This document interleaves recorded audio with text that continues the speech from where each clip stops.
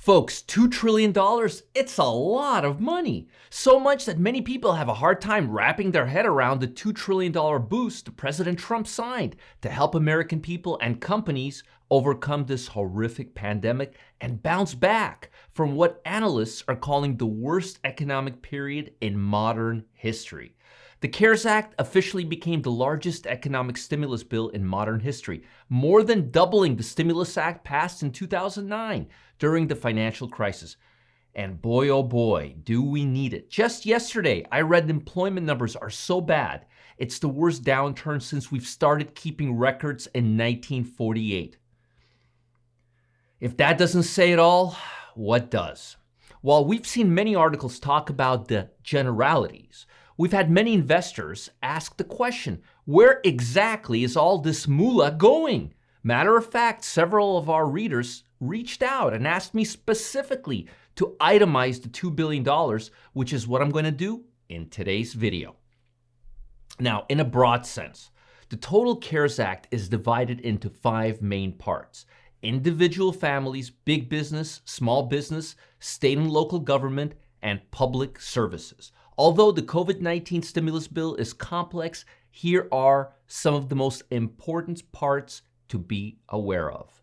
So, funds for individuals, $603.7 billion, 30% of the total CARES Act in order to stimulate the economy quickly. The U.S. government will deploy helicopter money, direct cash payments to individuals and families. The centerpiece of this plan is a $1,200 direct payment for those earning up to $75,000 per year. For higher earners, payment amount will phase out, ending together at the $99,000 income level. Makes sense.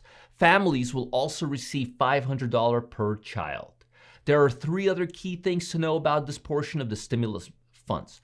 There will be a temporary suspension for any student loans held by the federal government. This means no payments required and no interest accrued until the end of September 2020. Borrowers with federally backed loans can request forbearance on mortgage payments for up to 6 months. Very important. There will be an expansion of unemployment benefits, including a 4-month enhancement of benefits. This plan includes freelancers, workers in the gig economy, and furlough employees. Big business, $500 billion, 25% of the CARES Act. This component of the package is aimed at stabilizing big businesses in the hard-hit sectors. The most obvious industry to receive support will be the airlines industry. $58 billion has been earmarked for commercial and cargo airlines, as well as airline contractors. Perhaps in response to recent criticism of the industry, companies receiving stimulus money will be barred from engaging in stock buybacks for the term of the loan plus 1 year. One interesting highlight is the $17 billion allocated to maintain national security. While this provision doesn't mention any specific company by name, the primary target recipient is believed to be Boeing. Small businesses, $377 billion, 19% of the total CARES Act. To ease the strain on businesses around the country, the Small Business Administration, SBA, will be giving $350 billion to provide loans of up to $10 million to qualifying organizations. These funds can be used for mission-critical activities, such as paying rent or keeping employees on the payroll during COVID-19 closures. As well, the bill set aside $10 billion in grants for small businesses that need help covering short-term operation costs. State and local governments, $340 billion, 17% of the total CARES Act. The biggest portion of the funds going to local and state governments is $274 billion allocated towards direct COVID-19 response. The rest of the funds in this component will go to schools and child care services, which is great.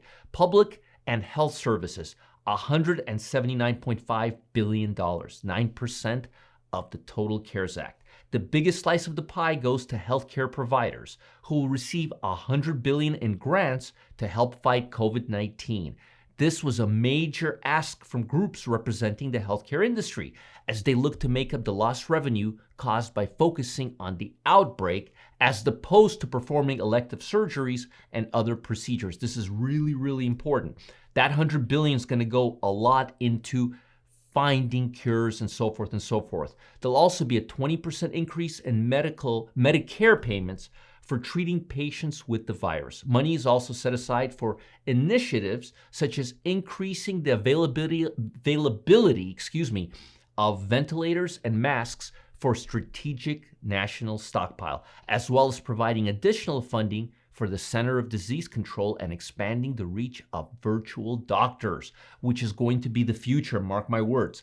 Finally, beyond the healthcare related funding, the CARES Act also addresses food security programs and a long list of educational and arts initiatives. So now we've broken down the CARES Act so you can get a real world view of where the $2 trillion package is going and how it's going to help America stand on its own 2 feet once again. Now, I'm anticipating a lot of adjustments and a lot of modifications, but at least now you have a really good framework of where that $2 trillion is going to go and where the path is going to go. Now, I find the $100 billion to healthcare for research very, very important because I think a lot of that is going to be spent and focused on boosting market cap for a lot of the biotech and healthcare providers because that money comes from the government, not from individuals. That's not a consumer demand economy. So keep an eye on healthcare stocks because they may see a lot of that $100 billion